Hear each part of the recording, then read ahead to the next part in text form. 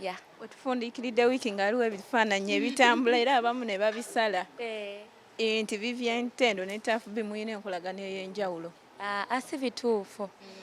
Tuyina project, tuyina oluyimba baluyita Hello. Yes, lukyali mu audio, menga nayo video eri mu kujja. So it's just music, tetuyina nkolagano esingako awo. But of course, bwe muba muyina project, of course temuyinza butaba na bifaananyi. Ebifaananyi mbu byasusse ku bya ebyo bigambo just we are just having a project. Yeah, that's all. Twabalabye nga mulina ekifo ekimu mwabadde. Ate at the same time ne wabayo ekifaananyi ekyafumye ng'oli mu dress njeru. Era byonna yabadde project. Yeah, eyo yonna project. Actually ekituufu kiri nti yali video shoot. Yeah, so video egenda kubwejja. Of course mujjala wange byonna biri mu bifaananyi ne mu video mu ebiri.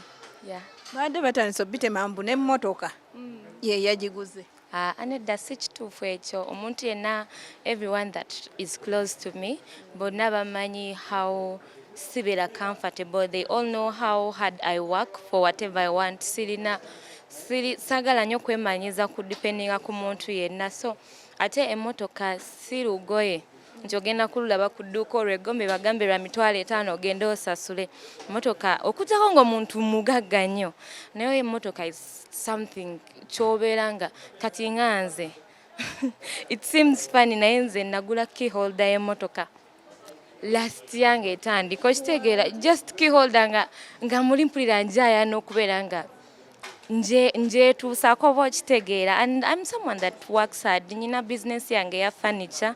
Of course, to be honest, ye yajingulira emmotoka cause music tubadde tetukola okitegeera. Yeah. So it was my dream and I'm so proud of myself right now.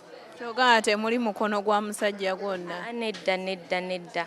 Honestly, no, because nga bwe nkugamba emmotoka si lugoye. I've been nkiyite ntya emmotoka saakedde ku makya ne ngamba nti kangule mbadde ngisonda for almost a year okitegeera. Nga bwe nkugambye nti it's not something small nti ogenda kitomera butomezi. I've been wanting it and I've worked for it. Yeah. Vivian, business eno ogitandika ddi nga tulaba wakatikirwa ebbanga si ddene nnyo wano? Business ya furniture nagitandika last year. Bwe mba mbala kati ewezezza emyezi 8 months. Kubanga nagitandika last year.